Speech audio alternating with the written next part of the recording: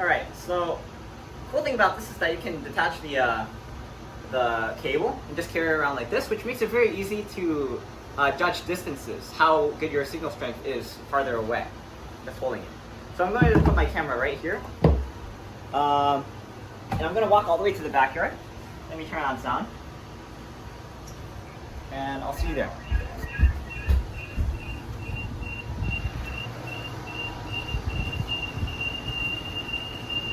Sorry about that, guys.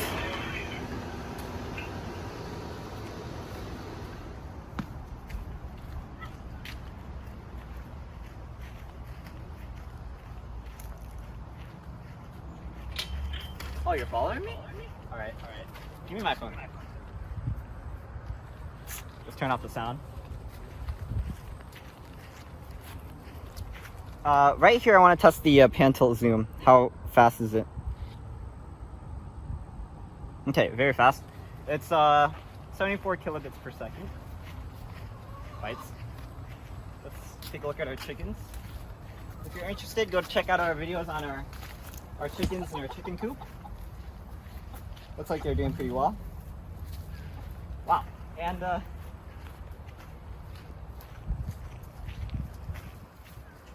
this is about as far from the from the router as we can get.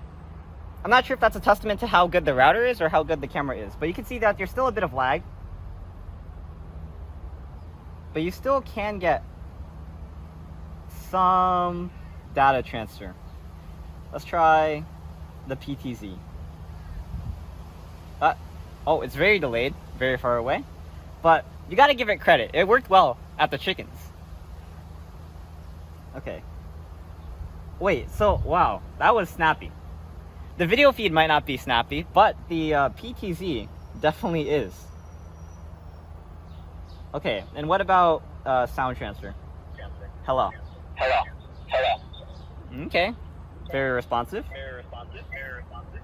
And so is the microphone. So, works pretty well over long distances, and like I said again, it's wireless and Ethernet. It's both Ethernetless and also cableless. You don't have to connect it to an outlet, which means that if you have a camera in the woods, like here, you can set it up very easily. You don't have to worry about having to connect an extension cable to the camera in order for it to record in the woods. So I would definitely recommend getting this if you want to record somewhere far away. And you know, just to say, if you can see from here, the distance from our house to the router, I mean, from our house to where we are right now is about 150 feet. Which is probably a testament to the new router that Fikri bought us, but it's also a testament to how well this can communicate over long distances. So I would definitely recommend getting this camera if you want to record the woods near your house. It's very easy to set up on a tree. Like I said, don't have to worry about any outlets or Ethernet. What was that?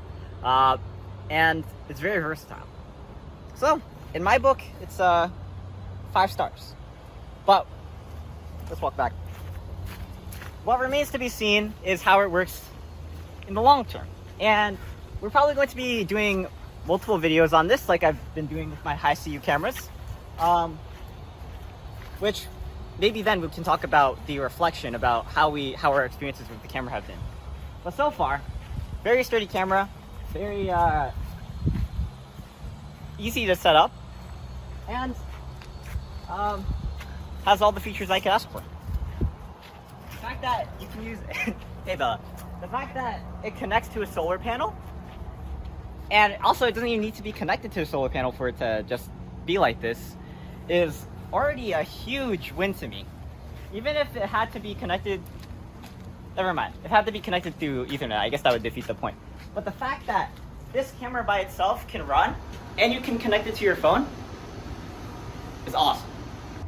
Okay, so this is where the camera is going to be installed, on this pole under this solar light. Like I said, I have a video on that. Go check that out if you're interested.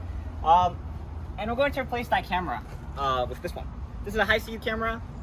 It still works, but the thing is, you can see on the right here, I'm not sure if you can see it from your angle, but it has wires coming out of it. It needs to be connected to both power and to Ethernet. So this is a very inconvenient location for this camera to be in. So it's also a very good location for this camera to be in. So we're going to replace that dud camera with this camera, and hopefully we can reutilize that camera somewhere else. And this camera is going to be looking out over the driveway, just to cover our blind spots. Like in movies where they rob a museum, cameras have blind spots for some reason, which I feel like is a huge security oversight.